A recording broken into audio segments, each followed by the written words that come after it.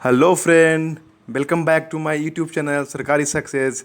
आज मैं एक बहुत ही बम्पर न्यूज के साथ आया हूँ कि ये आईबीपीएस ने अभी आईबीपीएस आरआरबी 2021 का नोटिफिकेशन आउट कर दिया है। और इस पेंडेमिक में ये समझिए कि सबसे बड़ा ये वैकेंसी है। आप यू कॉन्ट बिलीव, इसमें 10,446 सीट्स के रूप में ये वैकेंसी लाया है। और इसमें मैं बताऊंगा कि क्या कुछ है इस नोटिफिकेशन में, और कितनी क्या ज़रूरत पड़ेगी, और कितनी सीट्स हैं, कौन कहाँ, क्या सिलेबस है, और कितना क्या फ़ी है। तो सबसे पहले चलते हैं। आपको खुशी होगी कि इस वैकेंसी में पूरे के पूरे 10,000 प्लस सीट्स को लिया गया। इसमें बहुत सारे तरह के पद हैं, और खास करके इस जो पेंडेमिक में अगर आपको ये सब सीट्स या फिर ऑफ़र और इस तरह के नोटिफिकेशन आ रहे हैं जॉब के लिए, समझिए कि ये आपके लिए वरदान साबित हो सकते हैं। तो चलते हैं क्या कुछ आया है आज। यह देखिए, आप लोग जान रहे होंगे कि बहुत दिनों से ये आईबीपीएस आरआरबी का कैलेंडर लेट हो रहा था पेंडेमिक के चलते, क्योंकि एसबीआई का भी वैकेंसी नहीं आ पाया।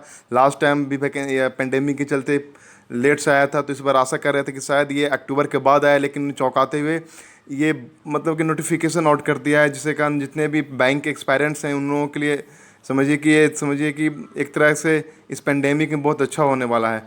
तो आपको मैं बता दूं, इस आईबीपीएस आरआरबी 2021 में पूरे 11 पोस्ट के लिए वैकेंसी निकला है, जिसमें 10,446 पोस्ट हैं और 11 तरह के पोस्ट हैं। ठीक है। इसमें मुख्य रूप से जो ज़्यादा एस्पायरेंट्स होते हैं वो ऑफिस असिस्टेंट, जिसको बोलते हैं क्लर्क लेवल का, या ऑफिसर स्केल 1 जो पीओ और असिस्टेंट मैनेजर लेवल का होते हैं, और एक होता है आईटी ऑफिसर जो ग्रेड 2 लेवल का होता है। ये तीन चीज़ पे ज़्यादा लोग फोकस करते हैं, ज़्यादा एस्पायरेंट्स आते हैं, खास करके ये ऑफिस असिस्टेंट्स और ऑफिस स्केल 1। तो चलते हैं कि क्या कुछ है। पहले मैं बता दूं कि पिछले साल कितनी सीट थी और अभी कितनी सीट्स है।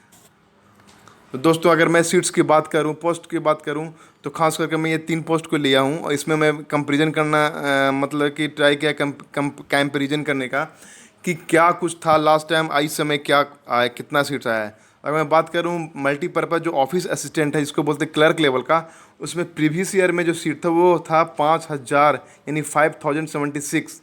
लेकिन इस बार जो आया है ये बेहतरीन है। कहा जा रहा था कि इस पेंडेमिक में बहुत कम सीट्स आएंगी, ये आएगा वो आएगा, बट उन्हें सबको चौंकाते हुए 5,134 सीट्स का अलॉट किया है। हालांकि ये सीट बढ़ने वाली है, क्योंकि बहुत सारे स्टेट में नॉट रिक्वायरमेंट करके आया है, नॉट अप्लीकेबल करके आया है। ये बाद में अवेलेबल सीट करेंगी, लास्ट टाइम की तरह ये सीट बढ़ाएंगी। तो अगर मैं बता दूं, इस साल की बात करूं तो 5,134 सीट में जनरल का 2,275, ईडब्ल्यूएस का 483, ओबीसी वालों के लिए 1,321 सीट है, एससी वालों के लिए 710 और एसटी वालों के 345। अगर मैं बोलूँ असिस्टेंट मैनेजर, इसको बोलते हैं ऑफिसर स्केल 1, ये पिछले साल इसका जो सीट था, नंबर ऑफ़ सीट्स, वो था 4,251। ओके, बट इस बार थोड़ा घट के आया है, क्योंकि ग्रेजुएट लेवल का और ये अच्छा स्केल 1 का तो एक सीट अक्सर बढ़ती घटती रहती है। तो इसमें 3,876 सीट्स आए हैं, जिसमें जनरल के 1,666 है, ईडब्ल्यूएस का 387 है, ओबीसी का 1,100, एससी का 420 है, एसटी का 303 है। और ये ऑफिसर स्केल आईटी जो अक्सर कंप्यूटर साइंस के जितने भी ग्रेजुएट जो है कंप्यूटर इंजीनियरिंग के छात्र, वो ज़्यादा इंटरेस्ट लेते हैं आईटी सीएस ब्रांच वाले, तो उनका सीट जो पिछले बार 59 था, इस बार 58 है। तो ये मैं डाटा कलेक्ट किया हूँ ये उनकी नोटिफिकेशन से, और उसमें मैं फिगर आउट करके रखा हूँ। तो ये पता चलता है ये बहुत अच्छा वैकेंसी है। आप इसके लिए पूरी तरह कमर कस के तैयार हो जाइए, और जो भी ग्रेजुएट एस्पायरेंट्स हैं वो प्लीज़ इसको ध्यान से सुनिए। अब बात करते हैं कि आखिर कौन कौन से डेट में क्या चीज़ होंगे। तो अगर मैं डेट की बात करूं तो समझ रहे हैं कि अगर ये कल नोटिफिकेशन निकला है, तो जो ऑनलाइन अप्लीकेशन स्टार्ट होगा वो होगा 8 जून से, यानी आज से स्टार्ट हो चुका है। इसका एप्लीकेशन, ऑनलाइन एप्लीकेशन करने का जो लिंक खुल चुका है, और ऑनलाइन एप्लीकेशन जो इंड होगा, बंद होने का जो एप्लीकेशन, वो है 28 जून, यानी 20 दिन का आपको टाइम है, जिसमें आप ये फॉर्म भर सकते हैं।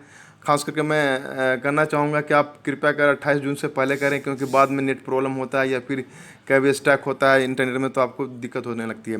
एडमिट कार्ड की बात करूँ तो एक्चुअली ये टेंटेटिव डेट निकाला, ये फिक्स डेट नहीं है, क्योंकि ये भी पेंडेमिक के दौर चल रहा है। तो एडमिट कार्ड की बात करूँ तो ये जुलाई अगस्त में निकलेंगे।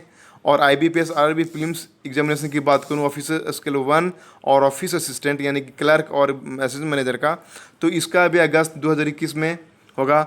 और अगर प्रीलिम्स एग्जाम रिजल्ट की बात करें तो ऑब्वियसली 15-20 दिन के बाद निकलेंगे रिजल्ट। तो अगस्त में, अगर मिड अगस्त में होता है तो इस तरह के सितंबर में उनका रिजल्ट निकलना तय है। अगर मैं मेंस का एडमिट कार्ड की बात करूं तो वो भी 15 दिन के बाद उनकी एडमिट कार्ड आने लगती है, तो सितंबर से अक्टूबर में आएगी इसकी एडमिट कार्ड। और अगर मैं स्केल 1, 2, 3 का मेंस एग्ज़ाम की बात करूं तो यह सितंबर अक्टूबर 2021 में होना ही है मेंस का। तो मैं आप याद रखिए कि जो प्रीलिम्स एग्ज़ाम है वो अगस्त में, और मेंस है जो सितंबर अक्टूबर में होना ही है। तो इसके लिए तैयारी है। और अगर रिजल्ट की बात करें तो वो अक्टूबर में मेंस का रिजल्ट आएगा, और जो इंटरव्यू होंगे जो इसमें हैं खास करके स्केल 1, 2, 3 में, उसमें अक्टूबर और नवंबर में ये हो जाएंगे, और जनवरी 2022 में आपकी जॉब पक्की हो जाएगी, ज्वाइनिंग आ सकता है, ये लिखा हुआ है नोटिफिकेशन में। अगर मैं बात करूँ कि क्वालिफिकेशन की बात करूँ तो यहीं पहले की तरह वहीं ग्रेजुएट होना चाहिए। बट एक चीज़ अंतर हुआ है, वो आप ध्यान से सुनिए। पहले क्या था कि आप ग्रेजुएशन के साथ साथ वो बंदे जो फाइनल ईयर के स्टूडेंट हैं उनको भी अलाउ था, खास करके क्लर्क वाले में। लेकिन इस बार क्लर्क में भी ग्रेजुएशन के जो कर चुके हैं 28 जून 2021 तक का, अगर आपको ग्रेजुएशन का रिजल्ट आ चुका है तो आप उसमें भाग ले सकते हैं, अन्यथा आप एलिजिबल नहीं है। इसके लिए कोई पर्टिकुलर स्कोर नहीं है कि हाँ 55% ग्रेजुएशन होना चाहिए, कोई ज़रूरत नहीं, सिर्फ आप पास होना चाहिए। ये मैं बता चुका हूँ, no final year of graduation. और इसमें ये दो खासकर एग्ज़ाम है जिसमें से क्लर्क और पीओ वाले में, इसमें कोई भी नंबर ऑफ एक्सपीरियंस की कोई ज़रूरत नहीं है। आप अगर ग्रेजुएशन ले चुके हैं तो आप निश्चिंत होकर आप इस फॉर्म भरिए। और हाँ, एक चीज़ आप याद रखिए कि इसमें एक बात को डाला गया है कि आपको प्रोफिशिएंसी इन लोकल लैंग्वेज होना चाहिए। अगर आप आरआरबी में फॉर्म भर रहे हैं तो जिस राज्य के प्रति भर रहे हैं उसका लैंग्वेज आपको आना चाहिए उसका टेस्ट के अनुसार। अच्छा, अब मैं एज की बात करूं तो ऑब्वियसली इसका एज होता है, अगर मैं क्लर्क की बात करूं ऑफिसर असिस्टेंट की, तो क्लर्क में होता है वो 18 साल के से 28 साल के बीच में है। 18 साल यानी कहने का मतलब ये है कि 2 जून 1993 के पहले वाले बंदों को इसमें एलिजिबल नहीं है, वो उम्र पार कर चुके हैं। और मिनिमम जो है या मैक्सिमम जो 1/6/2003, इसके बाद वाले को अभी उम्र नहीं हुई होगी तो ये अलाउ नहीं है। यानी कि 2/6/1993 से लेकर के 1/6/2003 के बीच तक के जिनका डेट ऑफ बर्थ है, इसमें आप दोनों डेट इंक्लूड कीजिएगा क्योंकि लिखा हुआ है बोथ डेट इंक्लूसिव। अच्छा, अगर मैं असिस्टेंट मैनेजर की बात करूं ऑफिसर स्केल 1 की, तो उसमें 18 साल से 30 साल है।